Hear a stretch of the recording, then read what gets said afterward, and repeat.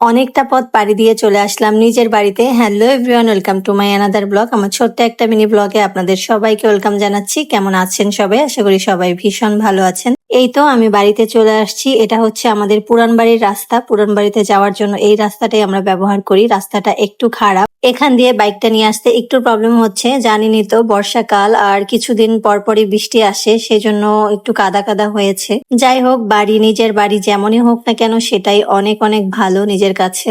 আমি বাড়িতে যাচ্ছি, সৌরভ পিছনে গাড়িটা নিয়ে আসতেছে। যাই হোক, আমাদের বাড়ি কিন্তু আমার ভীষণ ভালো লাগে। অনেক নিরিবিলি একটা পরিবেশ। এখানে ছোট থেকে বড় হয়েছি, তাই এখানকার জন্য একটা আলাদা ভালোবাসা, আলাদা অনুভূতি রয়েছে, যেটা আমি কখনোই বলে বোঝাতে পারবো না আপনাদেরকে। এই হচ্ছে আমাদের বাড়ি। আমাদের বাড়িতে কোনোই লোকজন নেই, শুধু মা আর ছোট ভাই থাকে, তাই বাড়িতে তেমন একটা মানুষের সমারোহ নাই।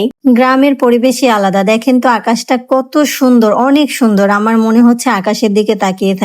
আমরা বাড়িতে আসছি এটা দেখে কয়েকজন বাচ্চারাও আমাদের বাড়িতে আসছে। ওরা সব সময় আমাদের বাড়িতে আসে না, যখন আমরা সবাই আসি তখন দেখা যায় ওরাও একটু আমাদের সাথে সাথে আসে। ওদেরকে দেখে আমার ভীষণই ভালো লাগতেছে। মা আর ছোট ভাই সবসময় বাড়িতে একাই থাকে। আমরা যখনই বাড়িতে আসি মা তো ভীষণই খুশি হয়। আর ভাইয়ের কথা আর কি বলবো, সে তো আমাদেরকে আনার জন্য নানান রকম বাহানা করে। যাই হোক, তোমাদের সাথে তো অনেক কথা বললাম। আমরা অনেকটা পথ পাড়ি দিয়ে আসছি, খুবই কষ্ট হয়েছে, তাই আমরা গাছের নিচে একটু বসেছিলাম বাতাসে।